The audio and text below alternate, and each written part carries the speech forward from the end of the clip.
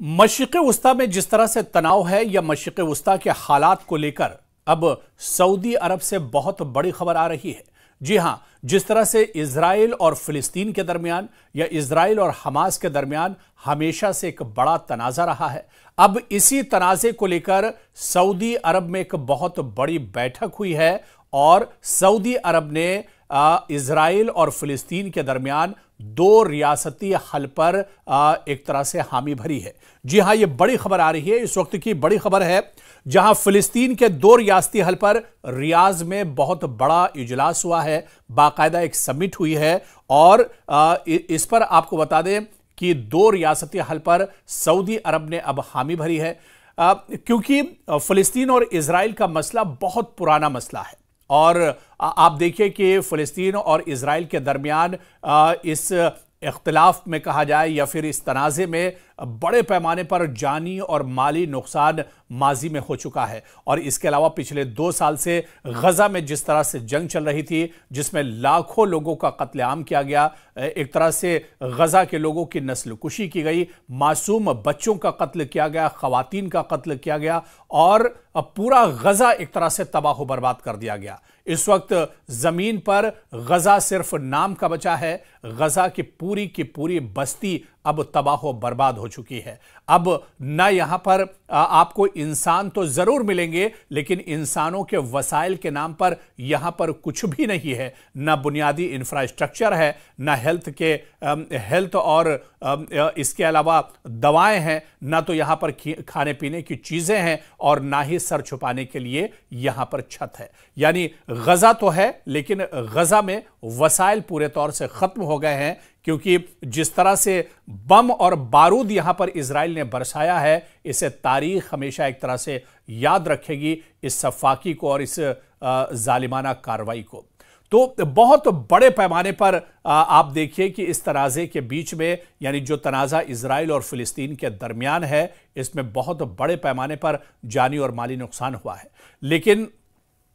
अब सऊदी अरब ने दो रियासती हल के लिए एक तरह से हामी भर ली है और इसी को लेकर आप देखिए कि सऊदी अरब के रियाज में बहुत बड़ी समिट हुई है और इस समिट में सऊदी अरब का दरअसल जो किरदार है और जो मौक़िफ़ है वो बहुत अहम हो जाता है, क्योंकि पहली बार सऊदी अरब इस पूरे मामले पर खुलकर सामने आया है। हालांकि सऊदी अरब इससे पहले भी सपोर्ट करता रहा है, लेकिन गजा में कत्लेआम के बाद, अब जंगबंदी के बाद सऊदी अरब एक तरह से पहल कर रहा है ताकि जो दो रियासती हल है इसे एक तरह से आगे बढ़ाया जाए। आपको बताते चलें कि इस इजलास में सऊदी वजारत खारजा की नुमाइंदगी मनाल बिन्त हसन रवांदा ने की और उन्होंने यह वाज़े तौर पर कहा है कि फ़िलिस्तीनी रियासत का क़याम होना चाहिए, न सिर्फ खित्ते की ज़रूरत बल्कि आलमी अखलाकी जिम्मेदारी भी है। अमन व इस्तेहकाम यहां पर होना चाहिए। फ़िलिस्तीनी हुकूक की बहाली के बगैर खित्ते में मुस्तकिल अमन का हुसूल मुमकिन नहीं है।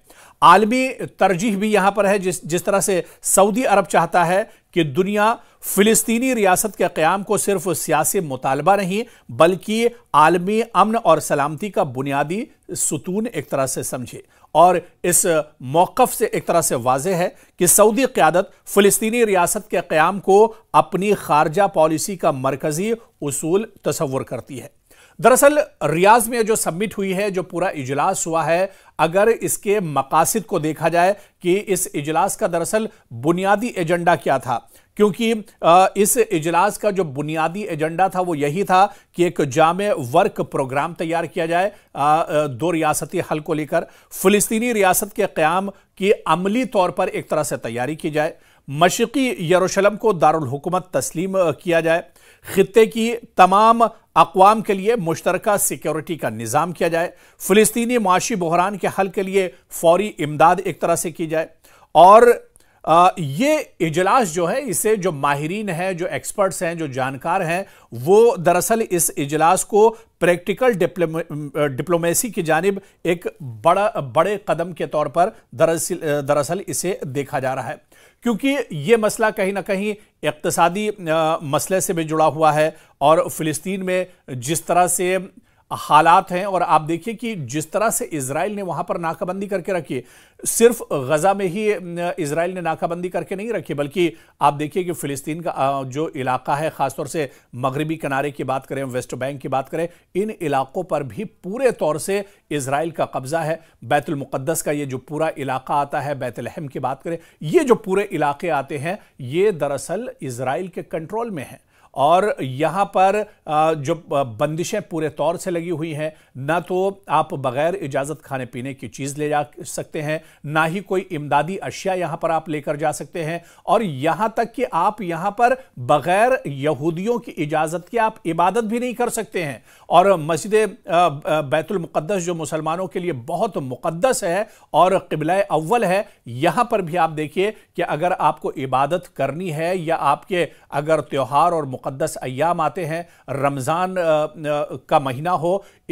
उन अय्याम में भी यहां पर आपको बगैर इजाज़त के नहीं जा सकते हैं। और इस पूरे इलाके पर इजराइल का और आईडीएफ का एक तरह से कब्जा है। तो कहीं ना कहीं सऊदी अरब अब यह चाहता है कि खून खराबा बहुत हो चुका है, यह मसला दरअसल बहुत पुराना हो चुका है और अब मसले का हल होना चाहिए। और इसी वजह से दो रियासती हल के मसले पर एक तरह से अब सऊदी अरब लगातार बात कर रहा है, और इसी मसले को लेकर रियाज में यह दरअसल बड़ी समिट हुई थी।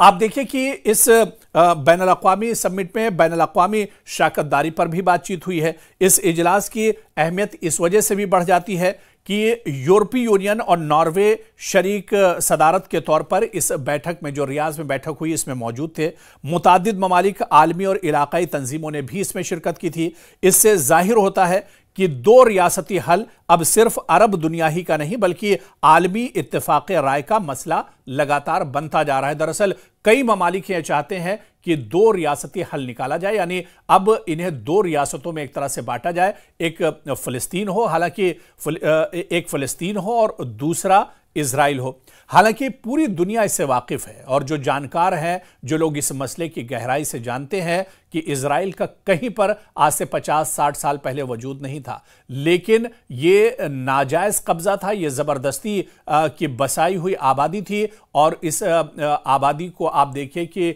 बसाकर पूरा एक मुल्क बना लिया, और अब सिर्फ मुल्क नहीं बल्कि ग्रेटर इजराइल का ख्वाब जो है इजराइल का, अब उस पर एक तरह से अमल हो रहा है। बिन्यामिन नेतन्याहू कई बार कह चुके हैं कि वो दरअसल यहूदियों का ग्रेटर इजराइल का जो ख्वाब है उस पर काम कर रहे हैं। और ग्रेटर इजराइल, आपको पता है, ग्रेटर इजराइल दरअसल पूरे मशरिक़े वुस्ता में यहूदियों को बसाने को लेकर एक बहुत बड़ा और एक नापाक मंसूबा यहूदियों का है, और उसी पर अब इजराइल की हुकूमत एक तरह से काम कर रही है। तो कहीं ना कहीं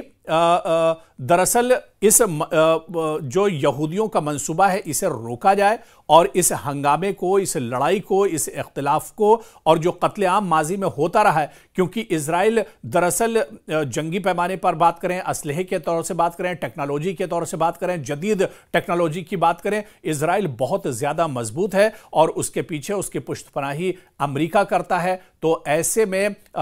इजराइल लगातार कत्लेआम करता है, दूसरी तरफ बेगुनाह फिलिस्तीनी है जिनका कत्लेआम लगातार होता रहता है। इसी वजह से सऊदी अरब चाहता है कि दो रियासती हल निकलना चाहिए। यह दरअसल वक्त का तकाजा है, खून खराबा बहुत हो चुका है। दो रियासती हल में, यानी एक रियासत यहूदियों की और इजराइल की होनी चाहिए, उन्हें वहां तक पाबंद कर देना चाहिए, और एक रियासत फिलिस्तीन की होनी चाहिए, ताकि फिलिस्तीन आराम से, पीसफुल तरीके से, पुरअमन तरीके से अपनी जिंदगी गुजार सके। और पिछले 50 सालों से जो जंगो जदल में उनकी जिंदगी गुजर रही है, अब उससे उन्हें बाहर आना चाहिए। तो सऊदी अरब के रियाज में दो रियासती हल को लेकर बहुत बड़ी बैठक हुई है, लेकिन इस बैठक के असरात क्या कुछ होंगे, क्या आने वाले दिनों में इसका कोई फायदा होगा, क्या इसका कोई असर पूरी दुनिया पर और जो सुपर पावर हैं उन पर होगा, क्या इजराइल इसे मानने के लिए आसानी से तैयार हो जाएगा, यह देखना भी बहुत अहम होगा।